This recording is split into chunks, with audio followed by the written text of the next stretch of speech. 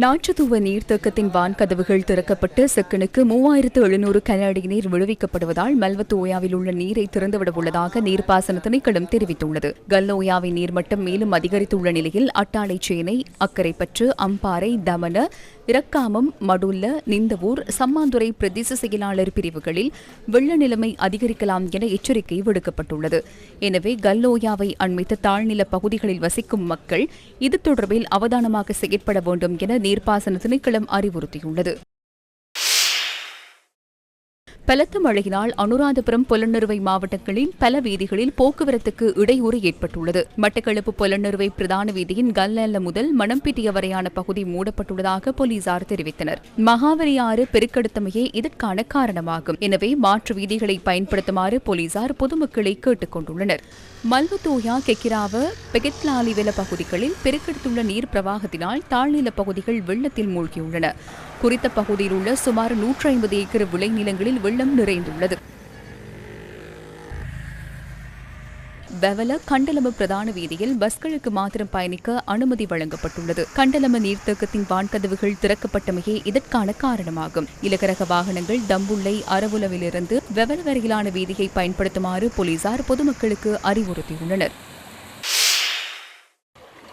நிலவும் மழையுடனான வானிலையினால் செங்கலடி பிரதேச செயலகத்துக்குட்பட்ட சித்தாண்டி 3, 4 பகுதியில் உள்ள குடியிருப்புக்குள் வெள்ளம் நிறைந்துள்ளது.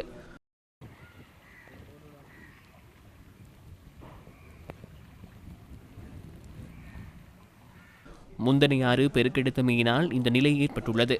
இதனால் குறித்த பகுதியில் உள்ள மக்களின் அன்றாட நடவடிக்கைக்கு பாதிப்பு ஏற்பட்டுள்ளது.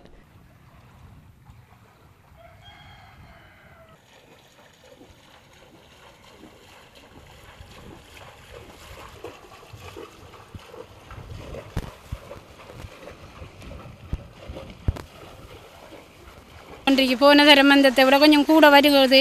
என்னவோ இதுக்கு யாராவது நல்ல இதுகளை எங்களுக்கு கொஞ்சம் உதவி செய்யணும். அதான் இங்கே தான் வந்து தாக்குது மக்களுக்கு. இப்போ ஸ்கூலுக்கு போகிற பிள்ளைகள், இந்த கேம்பஸுக்கு போகிற பிள்ளைகள், அந்தந்த படிப்புக்கு போகிற பிள்ளைகள், வேலைக்கு போகிற ஆக்களுக்கெல்லாம் சரியான கஷ்டமாக இருக்கு. இந்த செய்தி எதுக்கு தண்ணியால் துறந்து எல்லாம் முடுறாங்க. இங்கே அமர்ந்து வந்து குடிக்குது. மனுஷனை பிக்கையும் விடுறதில்லை. இந்த ஜாமான் கட்டி கட்டி ஏற்றுறான வேலை. இதனிடையே நவகிரி வான்கதவு திறக்கப்பட்டமையினால் மட்டக்களப்பு போரைதீவு பற்று வெள்ளாவளி பிரதேச செயலக பிரிவுக்குட்பட்ட வெள்ளாவளி, மண்டூர் பிரதான வீதியில் வெள்ளம் நிறைந்துள்ளது. இதனால் குறித்த வீதியுடனான போக்குவரத்துக்கு தடை ஏற்பட்டுள்ளதுடன் இராணுவத்தினரும் கடமையில் ஈடுபடுத்தப்பட்டுள்ளனர்.